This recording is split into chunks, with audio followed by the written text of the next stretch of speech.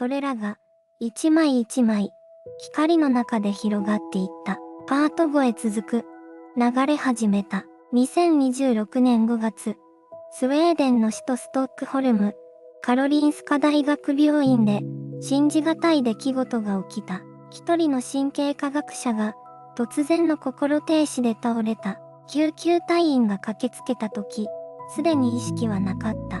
病院に搬送され、医師たちは懸命に蘇生を試みた。しかし、心臓は動かなかった。脳波計の針は全く動かなかった。完全なゼロだった。搬送からわずか9分、医師は脳死判定を下した。その瞬間、処置室に緊張が走った。モニターの警告音が鳴り響いた。医師たちは視線を交わした。言葉を失った。家族への告知を誰かが口にした。ところが、29分後、奇跡が起きた。心臓が動き始めた。脳波が戻ってきた。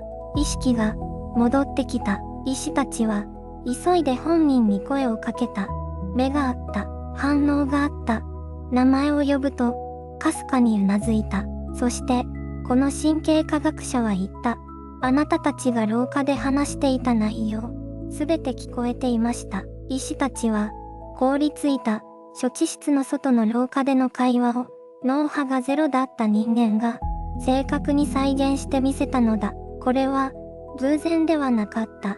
この人物は、50年間にわたって3200人もの臨死体験を研究してきた、世界的な神経科学者だった。自ら体験者となった今、彼が下した結論は、科学の常識を根底から覆すものだった。意識は、脳の産物ではない。脳が止まっても、意識は独立して存在し続ける。では、なぜ彼はその結論に至ったのか、それを理解するには、あの日、事故が起きる前の話から始めなければならない。2026年、スウェーデン、ある神経科学者の静かな朝から始まる。彼の名は、エリック・ソレンセン、スウェーデン王立カロリンスカ研究所の上席神経科学者だ。白髪混じりの短髪に、落ち着いた眼差し、弱い67にして、なお現役の研究者として、世界中から招かれ続けていた。彼の専門は、臨死体験、だった。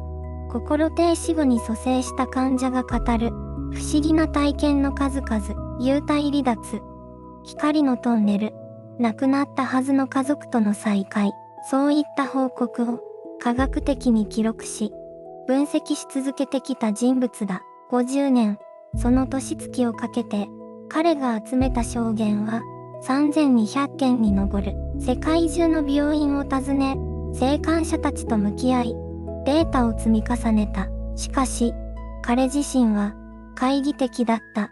意識が脳の外に出るなど、ありえない。と、長年、そう信じて疑わなかった。2026年5月29日の朝も、彼はいつも通りだった。研究所のデスクに座り、新しい論文の草稿に目を通していた。窓の外には、初夏のストックホルムの空が澄み渡っていた。昼過ぎ、彼は会議を終えて廊下を歩いていた。その時、異変が起きた。胸に、鋭い痛み、足が止まった。床が、傾く感覚。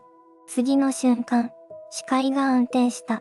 倒れた音を聞いた同僚が、すぐに駆け寄った。心臓が、止まっていた。AED が運ばれ、蘇生処置が始まった。しかし、脈は戻らなかった。救急車が到着するまで、9分。その時点で、脳波はすでにゼロを指していた。医師たちは、脳死の可能性を口にした。静かに、しかし確実に、彼の体は限界を超えていた。手術室に運び込まれ、処置が続く中、モニターは、依然として平坦な線を描いていた。29分間、脳波は、一度も動かなかった。ところが、その間、彼の意識は、消えていなかった。それどころか、彼は自分の体の上に浮かんでいた。医師たちの言葉を、すべて聞いていた。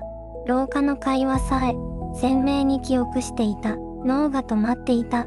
あの29分間に意識が抜けた。その瞬間は痛みとともには来なかった。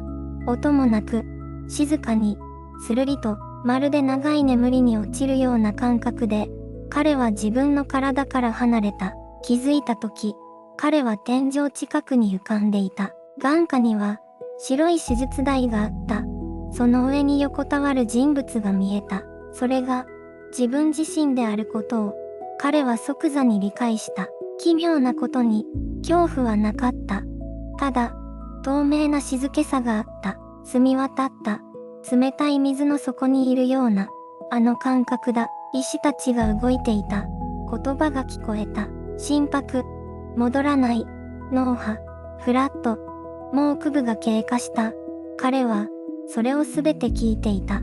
天井からはっきりとモニターの音が消えていた。正確には音は鳴り続けていた。しかしそれは彼の耳には届いていなかった。耳そのものがもう機能していなかったはずだから。それでも言葉は届いた。意味として直接意識の中へ。一人の看護師が廊下へ出た。家族への連絡はどうしますか？別の声が答えた。もう少し待ちましょう。彼はその声も聞いていた。壁の向こうで交わされたその会話を脳波が0を示したまま29分間後に蘇生した彼が語った時、医療スタッフは言葉を失った。廊下での会話は記録にも残らない内容だった。聞けるはずのない場所での声だった。彼自身も神経科学者として長年この現象に向き合ってきた。3200人の証言を積み重ねた50年の研究がある。それでも自らが体験するまではどこかで疑っていた部分があった。浮かびながら彼は思った。意識は確かにここにある。脳は止まっている。なのに私は考えている。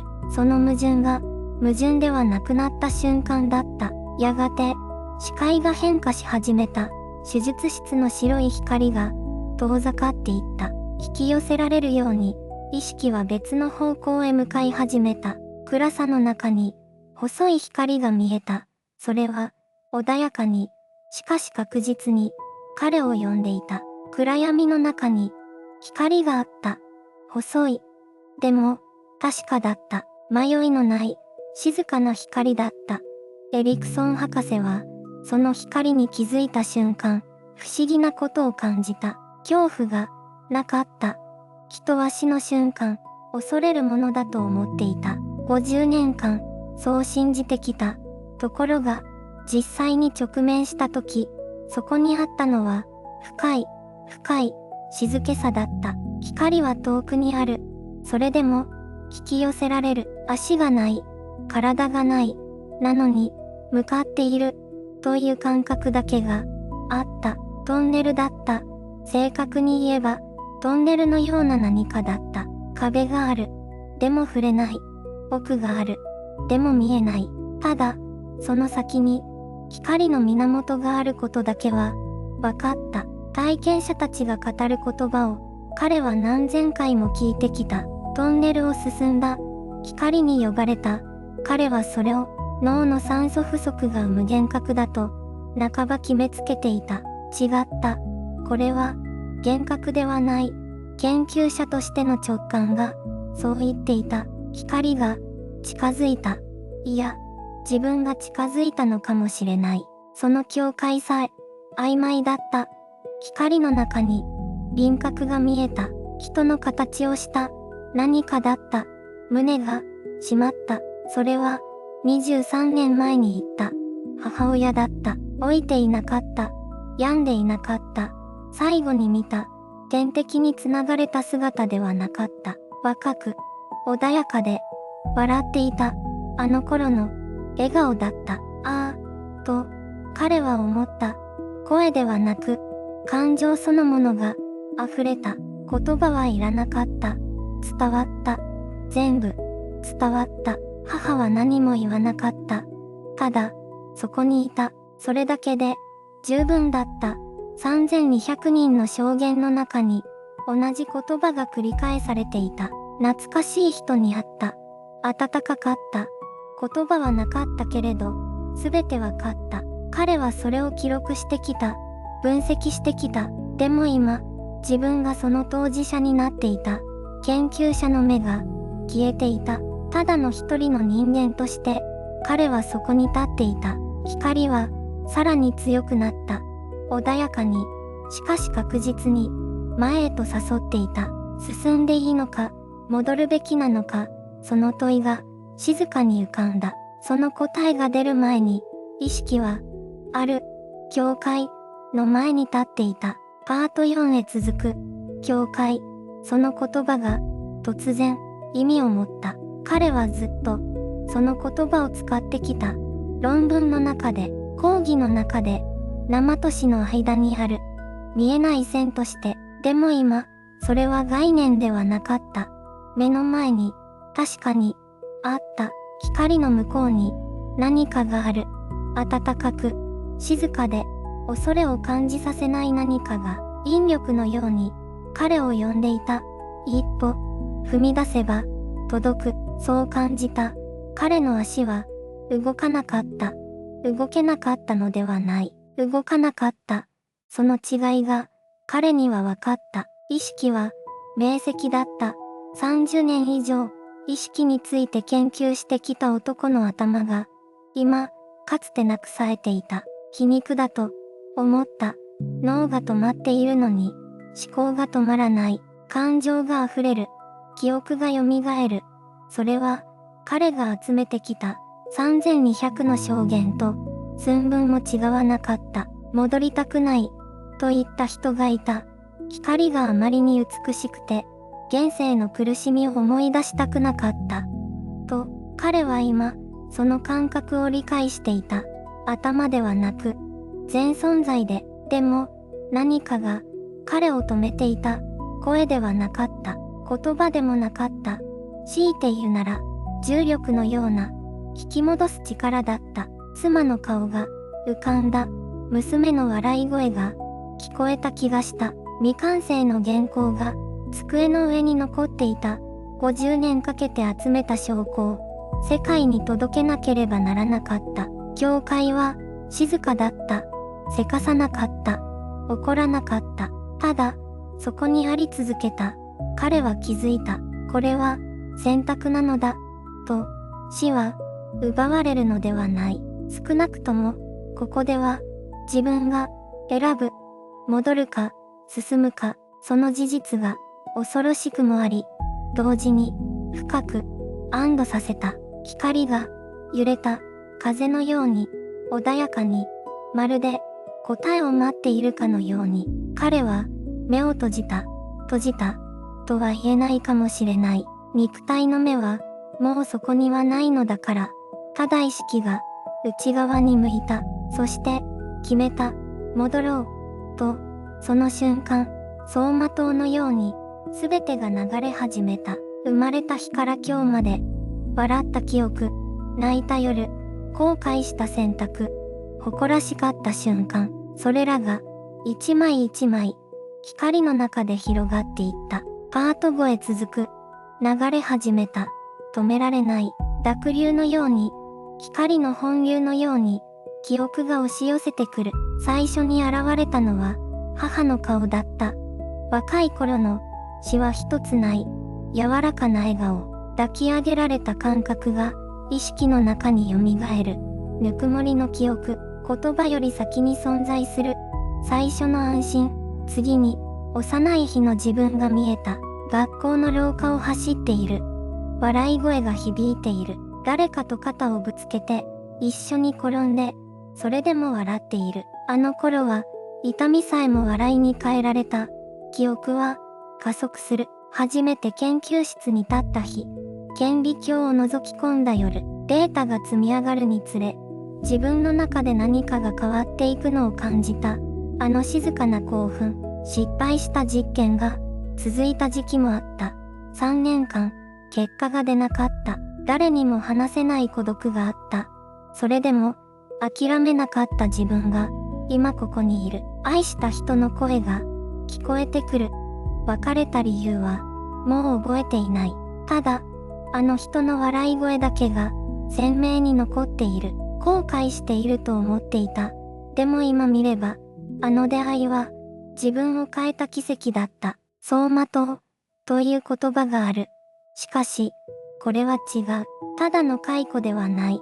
一場面ごとに、意味が宿っている。あの時なぜ泣いたか、あの選択が何を生んだか、すべてが、つながって見える。生きることは、点の積み重ねではなかった。線だった。いや、網だった。一本の糸が、見えない場所で別の糸と結ばれ、巨大な布を織り上げていた。自分では気づかなかった。その全体像が、今初めて見えている。後悔した選択が、ある。あの日、父に電話しなかった。翌朝、父は言った。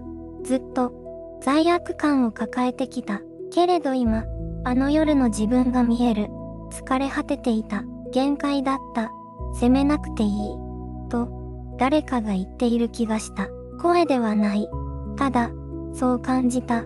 記憶の本流が静かになってくる。嵐の後の海のように、波は穏やかになり、光だけが残る。すべての記憶が光になった。悲しみも、後悔も、喜びも、誇りも、すべてが同じ輝きを持って、そこにある。人生に、無駄な瞬間は、一つもなかった。その確信が、意識の奥深くに、静かに、刻まれた。光の中で、彼は感じた。戻る時が来た。と、パート6へ続く。戻る時が来た。その感覚が、光の中に、満ちた。引力ではない。命令でもない。ただ、静かな、確信だった。意識が、動き始めた。光が、遠ざかる。暖かさが、薄れていく。代わりに、冷たさが、戻ってきた。金属の匂い、消毒液の感触、手術室の空気が、皮膚に、触れた。その瞬間だった。胸に、雷が落ちた。電気が、止まった心臓を、叩き起こした。一度、また、一度、医師の声が、遠くで聞こえる。戻ってこい。その言葉が、耳ではなく、意識の奥に、届いた。心臓が、動いた。弱く、震えるように。しかし、確かに、動いた。モニターが、鳴り始めた。脈が、ある。誰かが叫んだ。手術室に、緊張が走った。信じられない。声が、震えていた。29分。脳波はゼロだった。医学的には、意識など、存在できない時間だった。それが、戻ってきた。彼の瞳が、ゆっくりと、開いた。天井の白い光が、目に入る。人の顔が、ぼやけて、見えた。マスクをした医師が、覗き込んでいる。わかりますか？その声に、彼は、小さく、うなずいた。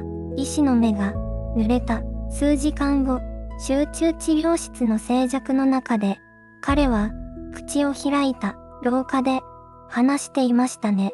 担当医が、顔を上げた。術後の処置について、3人で、議論していた。ベテランの看護師が、息を飲んだ。若い研修医が、反論していた。声が、少し、上ずっていた。手術室の外の話だった。脳波がゼロの間の話だった。誰も、口を聞かなかった。沈黙が、部屋を、支配した。担当医が、静かに、言った。全部、正確です。その一言で、空気が、変わった。50年間、3200人の証言を集めてきた神経科学者は、今日、自分自身が、その証言者になった。脳は、止まっていた。意識は、止まっていなかった。彼がずっと研究してきた問いの答えが、今、自分の体験として、刻まれた。期間は、終わりではなかった。むしろ、それは、始まりだった。この体験が、彼の内側に、何かを、変えていく。パート7へ続く。帰還した男は、同時なんでは、なかった。病室のベッドに横たわりながら、ラーセン博士は自分の手をじっと見つめていた。5本の指、皮膚のシワ、爪の形、すべて見慣れたものだ。なのに、どこか遠い肉体という入れ物を外側から見た記憶がまだ体の中に残っていた。最初に変わったのは時間の感覚だった。以前の彼は研究に追われ、論文の締め切りに追われ、常に何かに追いかけられていた。焦りが日常の底に張り付いていた。しかし、今は違う。静けさが胸の奥に定着していた。あの宇宙の静寂を体が覚えていた。次に変わったのは人への眼差しだった。病室を訪れる妻の顔を見た瞬間、博士は声を詰まらせた。君が見えた。妻には意味がわからなかった。博士は続けた。あの廊下で君が泣いていた。僕の名前を呼んでいた。聞こえていたよ。妻は手で口をせいだ。心停止の間、廊下で一人声を殺して泣いていたことを誰にも言っていなかった。それが伝わっていた。壁の向こうから意識がつながっていた。娘もまた別人のような父を感じた。以前の父は食事中もメモを取り、家族という時間を、思考は研究室にあった。戻ってきた父は違った。夕食の席で娘の話を最後まで聞いた。相槌を打ち、目を見て笑った。娘は後にこう語っている。父が戻ってきたというより、初めて父に会った気がした。研究室でも変化は明らかだった。50年間、博士は意識の謎を科学の言語で解こうとしてきた。データ、数値、再現性、証明、それが彼の武器だった。しかし今、彼の講義には別の何かが加わっていた。確信と呼ぶにはあまりにも静かすぎる。証明と呼ぶにはあまりにも深すぎる。それでも聴衆には伝わった。言葉の奥に体験の重さが透けて見えた。同僚の一人は言った。彼の目が変わった。理論ではなく何かを知っている目になった。意識は脳の産物ではない。それが50年の研究の結論だった。そして今、それは彼自身の体が証明した事実になった。科学と見えない何かの間に一本の橋がかかり始めていた。科学と霊性、この二つは長い間対立してきた。測れるものと測れないもの、証明できるものと信じるもの、その境界線は岩のように固く思われていた。ところが、一人の神経科学者の体験がその境界を揺るがし始めた。50年間、彼は科学者として生きてきた。データを集め、仮説を立て、検証を重ねた。感情ではなく、数字を信じた。体験談ではなく、再現性を求めた。それが科学者という生き方だった。しかし、2026年の春、彼自身がその境界線を越えた。心停止から29分、脳波はゼロ。医学的には意識など存在し得ない時間だった。それでも彼は見ていた、聞いていた、感じていた。科学がありえないという場所に彼の意識は確かにあった。問題はこれをどう解釈するかだ。科学的な立場から見ればまだ説明がつかない現象がある。脳への酸素供給が断たれた後も何らかの情報処理が起きている可能性、あるいは意識というものが脳という器官に完全に依存していない可能性、どちらも仮説の段階を出ない、証明されたとはまだ言えない。一方で、霊性の側から見れば、これは昔から語られてきた真実の確認に過ぎない。魂は肉体を超えて存在する。死は終わりではない。意識は宇宙の根本的な何かとつながっている。多くの宗教が、多くの哲学が、その言葉を繰り返してきた。彼の体験は、その言葉に重なって見える。ただ、彼が特別なのは、どちらか一方に飛びつかなかったことだ。科学者としての自分を捨てなかった。体験者としての自分を否定しなかった。その両方を抱えたまま歩き続けた。3200人の証言を集めた男が最終的に出した言葉はこうだった。私にはわからないことがまだある。だが、意識が脳の外に存在するという事実からはもう目を背けられない。これは科学の敗北ではない。霊性の勝利でもない。ただ、人間の知が新しい扉の前に立ったのだ。測れないものを測ろうとする試みが始まろうとしている。見えないものに言葉を与えようとする挑戦が始まろうとしている。そして彼が50年かけて届けようとしたメッセージは今一人一人の胸の中に静かに降り立とうとしていた。彼は今もこう語る。あの体験は恐怖ではなかった。と、むしろ生まれて初めて本当の意味で安らいだ。と、脳波がゼロになった。その瞬間、意識は消えるどころか透き通るように澄んでいた。50年間、3200人の証言を集めながら、彼はずっと半信半疑だった。データは揃っていた。事例は積み重なっていた。それでも、どこかで自分自身を信じきれなかった。ところが、心臓が止まった。脳への血流が途絶えた。医師たちは脳死と判定した。なのに、彼の意識は天井の近くに浮かんでいた。自分の体を見下ろしていた。医療スタッフの言葉を一語一句聞いていた。廊下の向こうの会話さえ拾っていた。それは記憶ではない体験だった。蘇生後、彼が再現した言葉に医療チームは声を失った。彼は言う。意識は脳という器に閉じ込められたものではない。と、器が壊れても中身はあり続ける。炎が消えても光の記憶は残る。波が砕けても海は消えない。人は死を恐れる。それは自分が消えることを恐れているからだ。だが、もし消えないとしたら、もし意識というものが体の外でも時間の外でも静かにあり続けるとしたら、今この瞬間あなたが感じているこの感覚もあなたが誰かを思う気持ちも消えるものではないかもしれない。彼の50年は証明のためではなかった。問い続けるためにあった。あなたは今その問いの入り口に立っている。